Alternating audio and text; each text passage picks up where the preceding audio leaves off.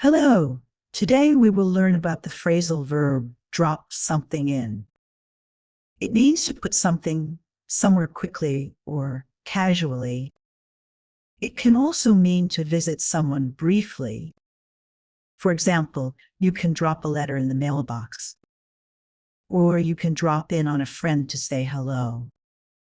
Drop something in is separable. You can say drop the letter in or drop in the letter. When visiting, use drop in on someone. For example, I will drop in on Sarah later. Remember, this phrase is common in everyday English. It is useful for quick actions or short visits. You can use it in casual conversations. Try using it when talking about placing things or visiting people.